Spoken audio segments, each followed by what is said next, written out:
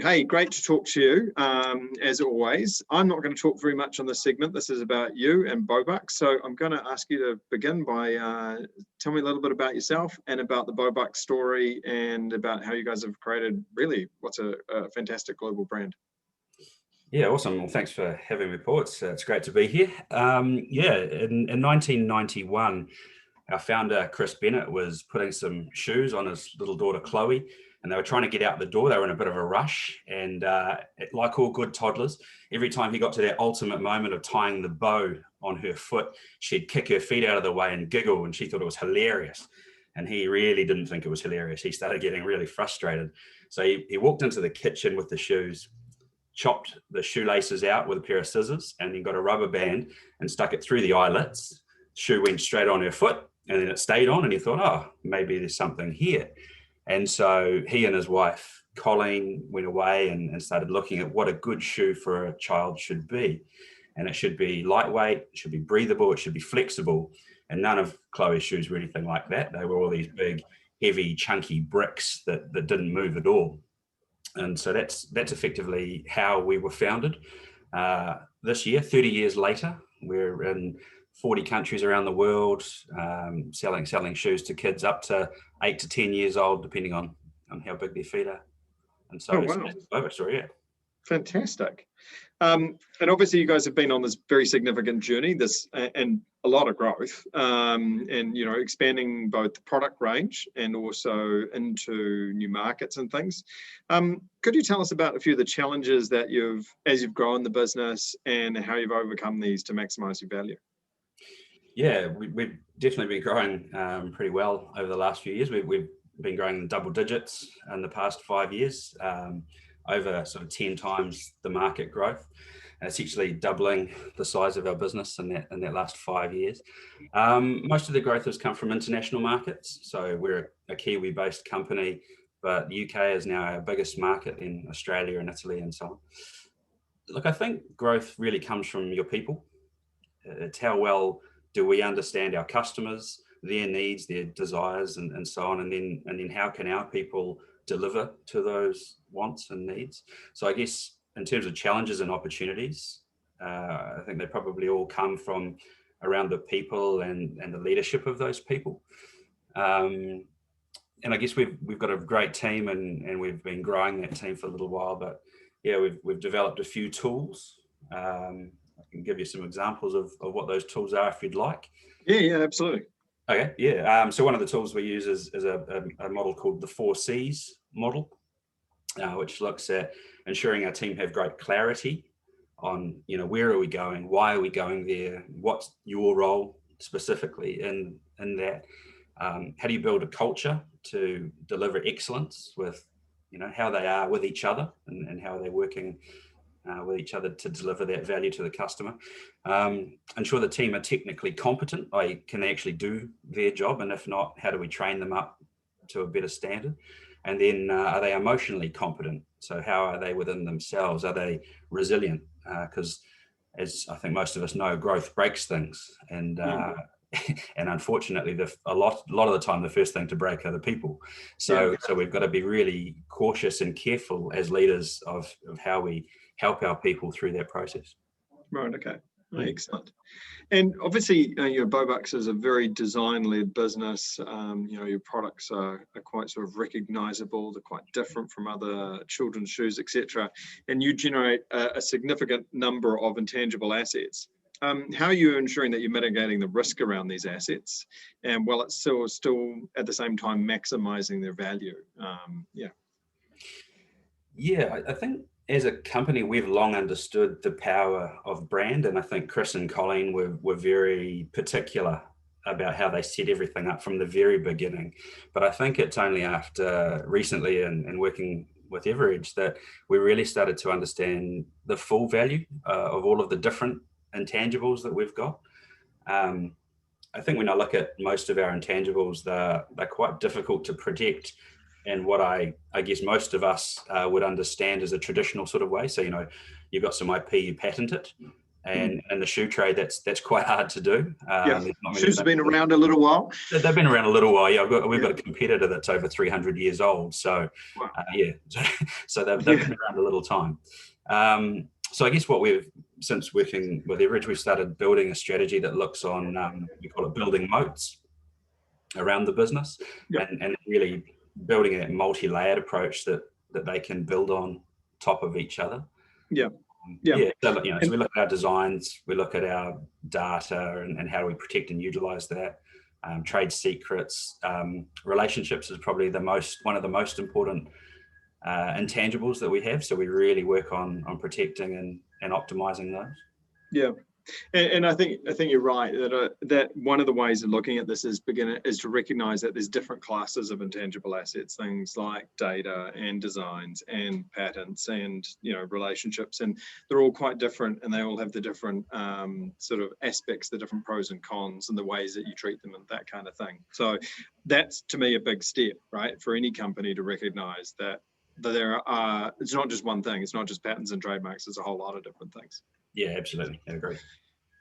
And likewise, what I find quite interesting about Bobux is that you're this design-led company, but actually you're quite unique in that you've understood the value of your intangible assets. Many design-led companies that I've met really they underestimate those intangible assets. They don't really take them into account, and the classic is the marketing agency who gives away all their best ideas to win work on an hourly basis.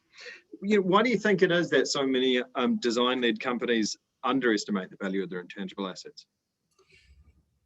Yeah, I mean, I won't talk about everyone else. I'll just talk about me, and I don't want to offend too many people.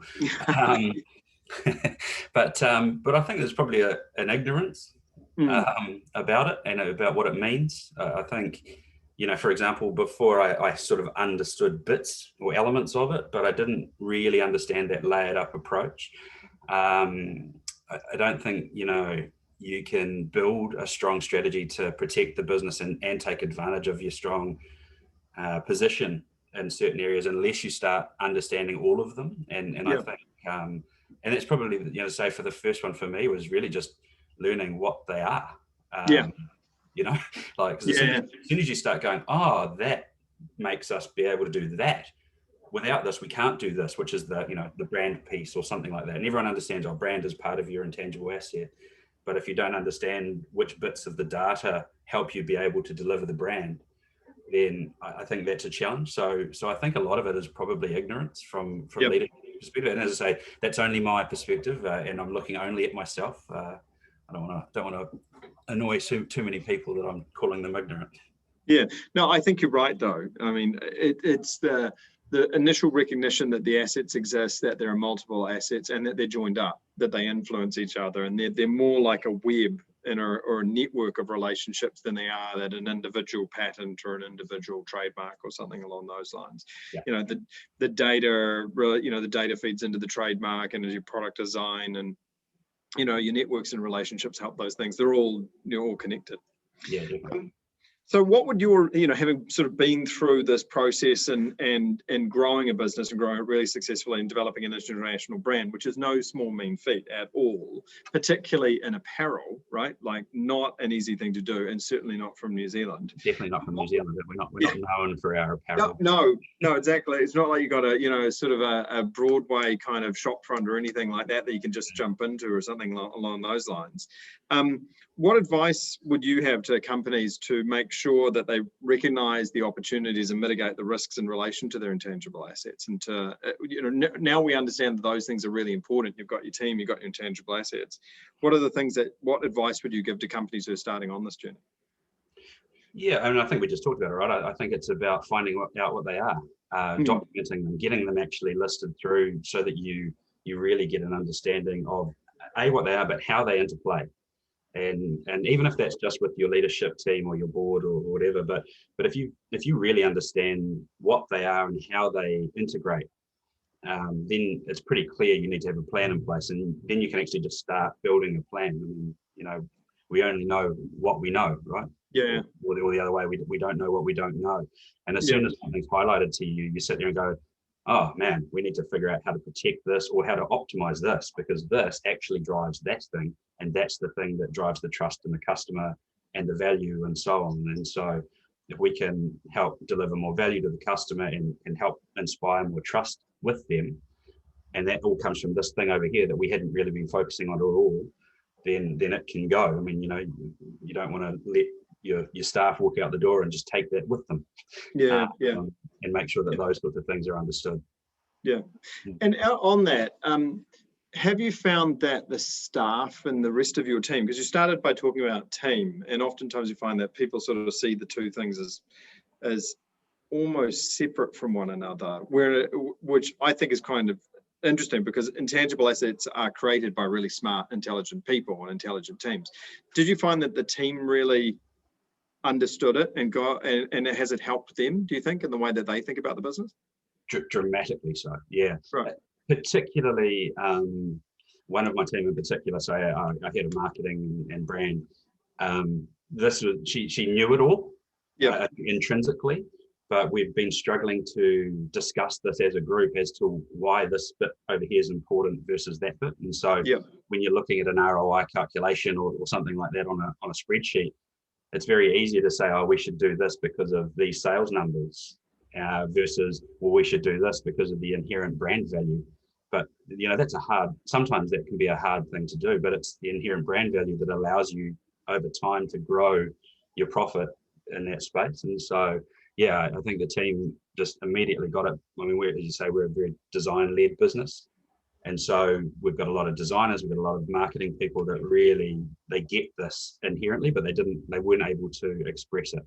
And I guess for the other side of us, the sales and financy type people, once we sort of started to see, that's why we can do this and earn more profit overall, while leaving a lot of value in the channel, both for the customer and for our supply chain. That was a really positive thing for us, That's great.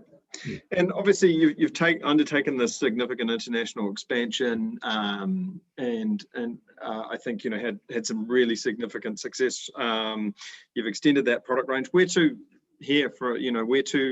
from here for Bobux? Look, we make the best shoes in the world for growing feet. That's what we do. We know that the concept is barefoot is best. And we have the science behind us to show that Bobux shoes are the closest thing to barefoot. And so I think for us, we just need to get more shoes onto more kids around the world.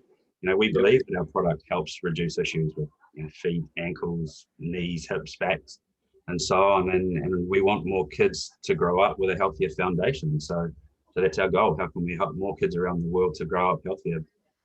Well, kids spend a hell of a lot of time on their feet running around. It kind of makes sense, right? It's one of those obvious things that you don't it's a bit like intangible assets in a way, that once somebody explains it to you, you think, of course. And I can absolutely say the shoes are fantastic. Like we've got them on our kids' feet. So absolutely. Well, look, this has been awesome chatting. Thank you so much for your time. Really, really cool. And look, congratulations on the success so far, and all the best wishes going forward. And it's been great working with you guys. Awesome. No, I appreciate the time. Thank you. Awesome. Cheers. Bye. Bye.